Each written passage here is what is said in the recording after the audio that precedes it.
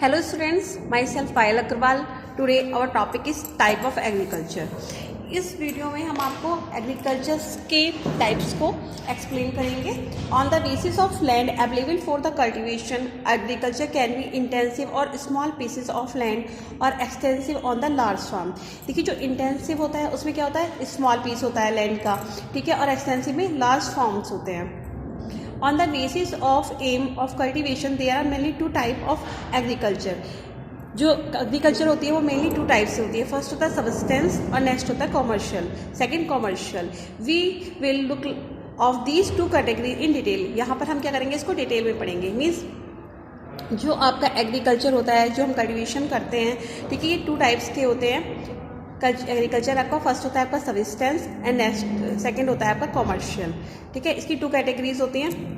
First है substance. ठीक है, सबस्टेंस में आता है आपका नोमेटिक हार्डिंग. नोमेटिक हार्डिंग में क्या होता है, नोमेटिक हार्डिंग में जो पीपल्स होते हैं ना, वो उनके जो वो मूव करते रहते हैं. ठीक है, वो घूमते रहते हैं. किसके साथ घूमते हैं, जो उनके जो रेयर्स होते हैं, जिन रेयर्स एनिमल्स होते हैं, शीप, गॉड, कैमल्स, उनके साथ क्या, उनके साथ एक स्थान से दूसरे स्थान पर, one place to other place move करते रहते हैं. उन्हें हम हर्डर्स बोलते हैं. हर्डर्स मीन्स जो चारागाह नहीं बोलते, जो चराने के लिए जाते हैं, वो एक प्लेस से दूसरे प्लेस पर मूव करते हैं फॉर सर्च द फूडर, अपने फूड को सर्च करने के लिए. किस लिए मूव करते हैं, वो अपने फूड को सर्च करने के लिए. ठीक है, nomadic herding is practice by the people who rear cattles, sheep, goat, camels and yak. The existence of these animals depend on the natural vegetation of area they are found in. ये क्या करते हैं, उन animals के साथ क्या करते हैं, मूव करते हैं, और ये उन एनिमल्स पर डिपेंड रहते हैं. मतलब उन एनिमल, उनको वेजिटेशन के लिए, मतलब उन लोग अपने वेजिटेशन के लिए और उन एनिमल्स के वेजिटेशन के लिए क्या करते हैं, वो मूव करते हैं. Herders move from one place to another in search of fodder. वो फूड के लिए जहाँ जाएंगे वहीं से वो फूड ले लेते हैं. वहीं से क्या होता है, उनको वाटर मिल जाता है. ठीक है, nomadic herdings is found in the part of west and central Asia. ये जो नोमेडिक हर्डिंग होती है, ये मोस्टली कहाँ होती है, वेस्ट और सेंट्रल एशिया में होती है. Northern Eurasia, east, south, west Africa and Sahara desert. यहाँ पे सहारा डेजर्ट है आपके, वहाँ पर भी होती है.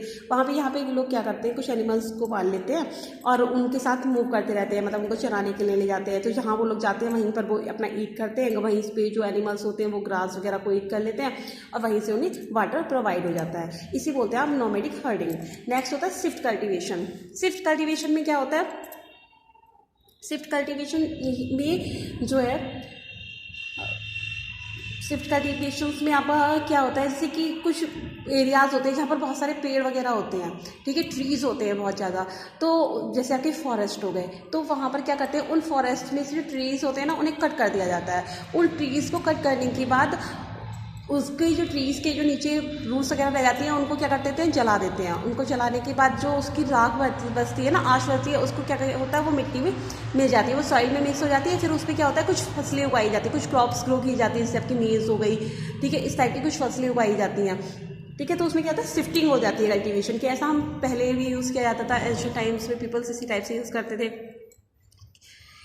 It is the called jhuming in north east India. इसे क्या बोलते हैं, नॉर्थ ईस्ट इंडिया में झूमिंग बोलते हैं. The forest communities cultivate a plot of land to grow the crop for few years. जो फॉरेस्ट कम्युनिटीज होती है, उसे कल्टिवेशन के लिए प्लॉट की नीड होती है, तो वो क्या करते हैं, प्लॉट एंड ग्रो क्रॉप, उस पर कुछ ईयर तक क्या करते हैं, वो लोग क्रॉप्स उगाते हैं. The plot is then abandoned as soil loses its fertility in favor of another piece of new forest land. The method is called slash and burn method. इस मेथड को हम क्या बोलते हैं, स्लैश एंड बर्न मेथड भी बोलते हैं.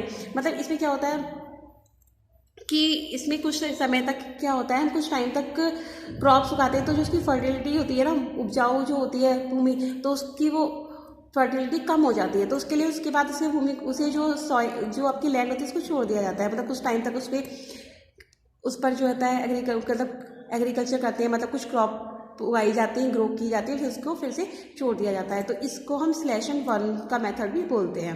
ये होता है आपका शिफ्टिंग कल्टिवेशन. नेक्स्ट आता है आपका इंटेंसिव सबस्टेंस एग्रीकल्चर.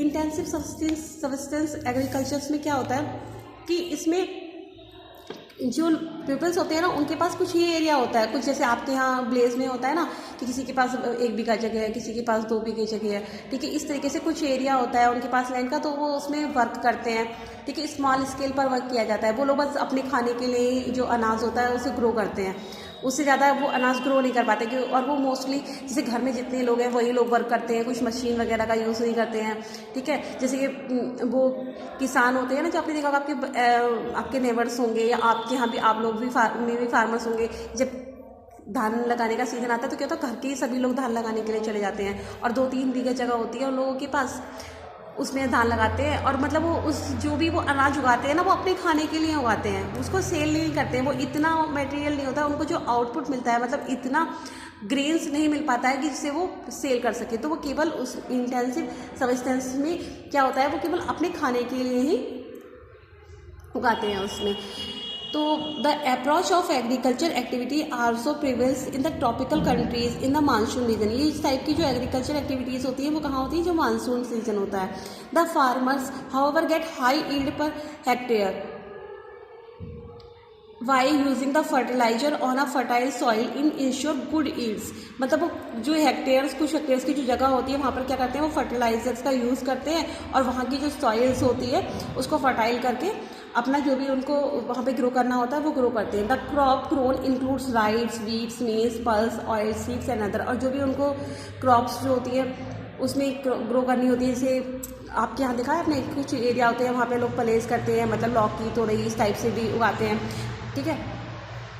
तो इन एरिया में लोग क्या करते हैं, अपने लिए जितना उनको नीड होती है ना उतनी ही वो क्या करते हैं, फार्मिंग करते हैं। नेक्स्ट होता है commercial agriculture. Commercial agriculture, the main characteristic of commercial farming is use to high order of modern input and chemical, fertilizer, pesticide, insecticide and high yielding variety of seed in order to get more output। Commercial agriculture में क्या होता है कि जो लोग होते हैं ना वो जो खेती करते हैं, मतलब जो फार्मिंग करते हैं, वो कॉमर्शियल मतलब उसको सेल करने के लिए करते हैं। वो मॉडर्न इनपुट्स का यूज़ करते हैं, जैसे वो केमिकल्स का यूज़ करते हैं, पेस्टिसाइड्स का, इंसेक्टिसाइड्स का और बहुत सी वेराइटी ऑफ सीड्स का यूज़ करते हैं। अब तो उससे क्या होता है, उन्हें आउटपुट ज़्यादा मिलता है, मीन्स वो अनाज उनका ज़्यादा पैदा होता है, ठीक है। ग्रेन्स ज़्यादा होते हैं, उनकी फसलें काफ़ी अच्छी होती हैं, उसे वो मार्केट में सेल कर देते हैं और मार्केट में सेल करने के बाद उन्हें अच्छा उससे अर्निंग भी अच्छी हो जाती है, ठीक है। इसमें जो वर्क होता है ना मोस्टली कॉमर्शियल, अगर हम कॉमर्शियल एग्रीकल्चर करते हैं तो उसमें काफ़ी बड़े एरिया में हम क्या करते हैं, कल्टीवेशन करते हैं। तो वो वर्क जो होता है आपके हैंड से तो नहीं हो पाता है, तो वो कहाँ होता है, वो उसमें क्या होता है, मशीन्स की हेल्प होती है। आपने कहा फार्म्स होते हैं, बहुत बड़े बड़े फार्म होते हैं, वहाँ पे क्या होता है, वहाँ खेती होती है, तो वो काफ़ी बड़े एरिया में होते हैं।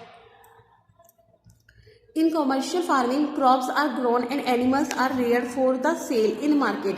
कॉमर्शियल फार्मिंग में क्या होता है, जो भी क्रॉप्स ग्रो की जाती है, ठीक है, वो मार्केट में सेल करने के लिए की जाती है। और जो भी एनिमल्स उसमें पाले जाते हैं, ठीक है, उनको भी सेल करने के। कुछ तो हम अपने शौक के लिए घर में गाय भैंस पाल लेते हैं अपने यूज़ करने के लिए, काऊ के लिए, और बहुत से लोग क्या करते हैं उनको सेल करने के लिए, जैसे उनका दूध बेचने के लिए, ठीक है, उनको क्या करते हैं, रेयर करते हैं। तो ये आता है कॉमर्शियल एग्रीकल्चर में। मतलब जब हम अपने लिए वर्क करते हैं, ठीक है, हम केवल अपने लिए ही मतलब वर्क करते हैं या मतलब क्रॉप्स ग्रो करते हैं या एनिमल्स को रेयर करते हैं, तो इसे बोलते हैं हम